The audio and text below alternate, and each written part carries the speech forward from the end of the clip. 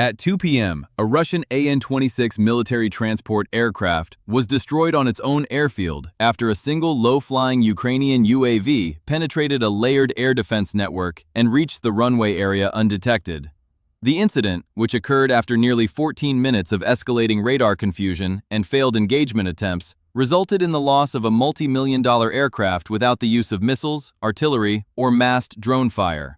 According to the sequence of events, the attack originated when 6 Ukrainian UAVs approached from the Black Sea at 1:46 p.m., descending to extremely low altitudes where sea clutter overwhelmed standard radar returns.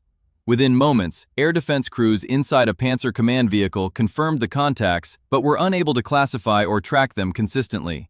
Operators increased sensitivity in an attempt to refine the picture, but this degraded radar accuracy further, causing track stability to fracture and delaying any alert protocol. For nearly 3 minutes, the system detected inbound movement, yet failed to assign a recognized threat profile, preventing commanders from issuing a timely engagement order. As the situation unfolded, 3 UAVs climbed smoothly to higher altitude at 1:49 p.m., breaking from the low-level formation and exposing themselves deliberately to improve radar signature. This maneuver prompted automatic targeting responses, and at 1:51 p.m., 257 E-6 missiles were launched, destroying the decoy drones. However, each missile detonation triggered debris interference and forced the radar into 4 to 6 second recalibration cycles. During every reset, the remaining low-altitude UAVs advanced hundreds of meters without stable tracking, gradually closing distance while staying beneath detection thresholds. By 1:53 p.m., the defenders no longer controlled the engagement rhythm, and by 1:55 p.m., only one UAV remained, flying even lower and aligning itself with a 330 kilovolt transmission line that generated electromagnetic interference.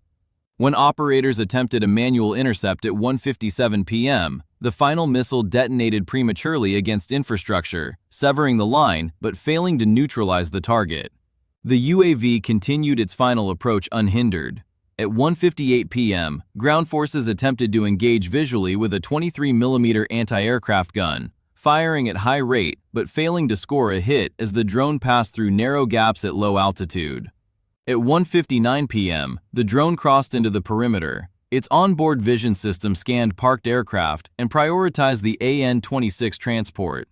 At exactly 2 p.m., it initiated a steep dive, detonating a 22 to 27 kilogram explosive warhead on impact.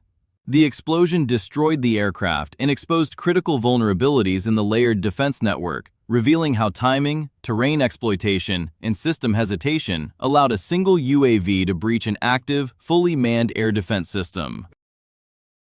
Subscribe for continued coverage and in-depth analysis of events shaping the modern battlefield. Following the destruction of the an26 aircraft, newly reconstructed data from the engagement shows how the defensive network entered its most critical phase and why it was unable to recover operational coherence in time to stop the attack.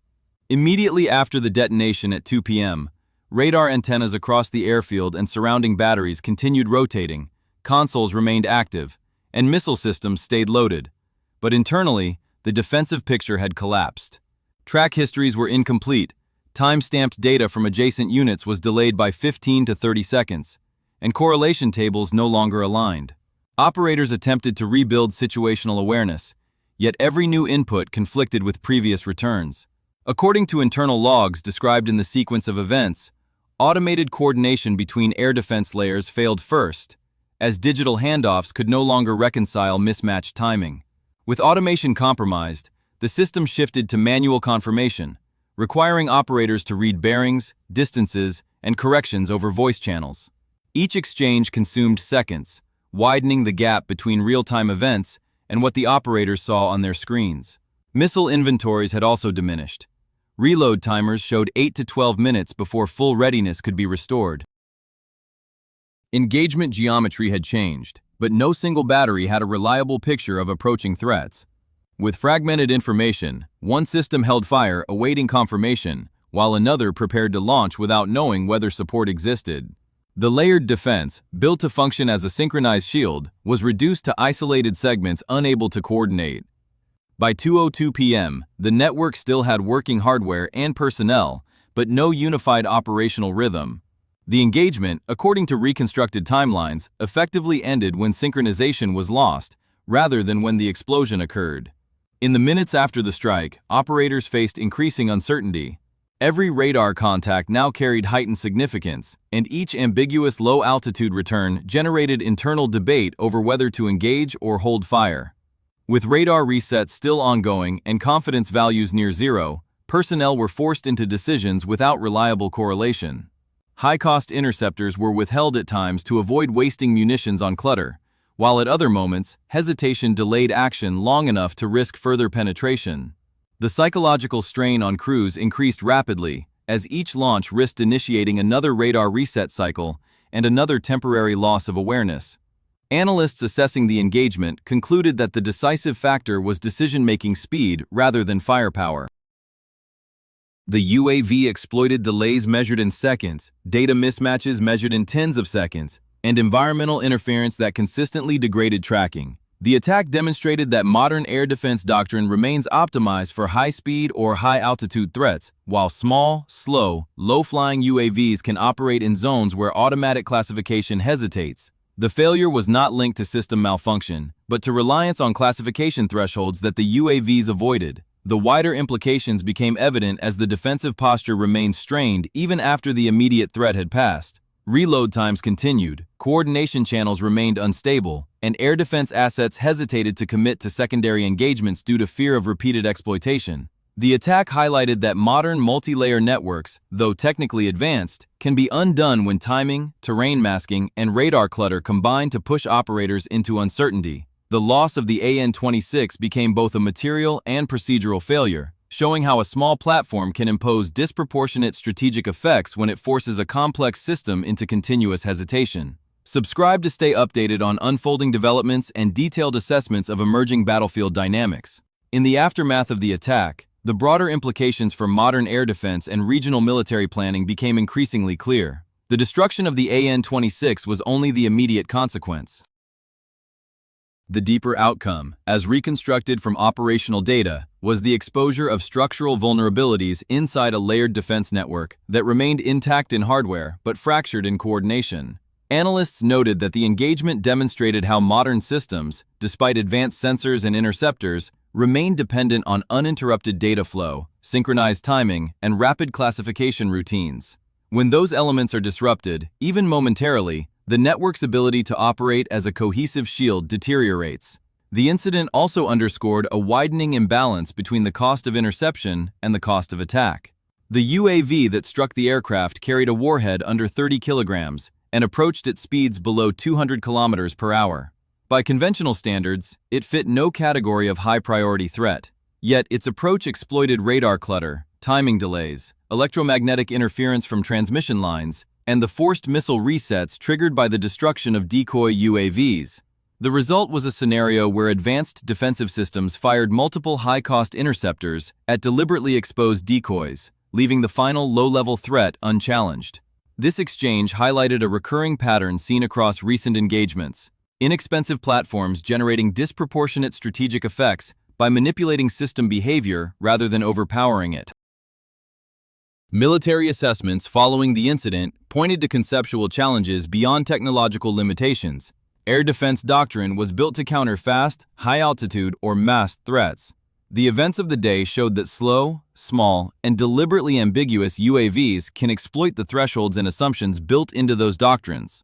4 to 6 second radar reset cycles, 20 to 30 second data delays, and single-layer blind zones, once considered minimal operational risks, proved decisive when exploited in sequence.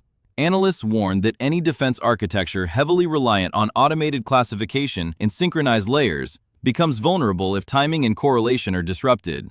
Strategic consequences extended further. The penetration of an active defense network without destroying the system itself demonstrated that an adversary can achieve operational objectives by pacing events in a manner that forces hesitation. This form of pressure reshapes decision-making, introduces cumulative delays, and undermines confidence across defensive units. Specialists emphasize that the failure did not stem from equipment malfunction or operator error. Every battery engaged when protocols allowed, and every crew followed established procedures.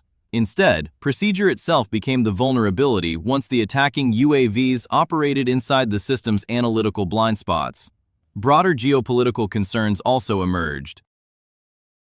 The incident raised questions about the resilience of similar defense networks in other regions, especially those relying on layered automation and complex coordination across multiple units. Observers noted that if a single UAV could breach such a system when supported by decoy activity and environmental masking, larger or more synchronized attacks could generate even more significant disruption. The analysis suggested that upgrades in hardware may be insufficient without corresponding doctrinal changes addressing timing, decision thresholds, and the integration of low-altitude detection strategies. The final assessments concluded that the strike served as a warning rather than an isolated failure. It illustrated how modern air defense can remain fully operational yet become tactically ineffective when its internal synchronization collapses. The destroyed aircraft represented a visible loss, but the more consequential outcome was the demonstration of how small platforms can exploit system behavior to shape operational tempo.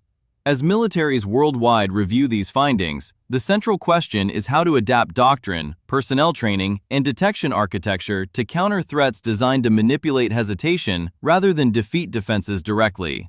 Subscribe for continuing coverage and further detailed reporting on evolving developments.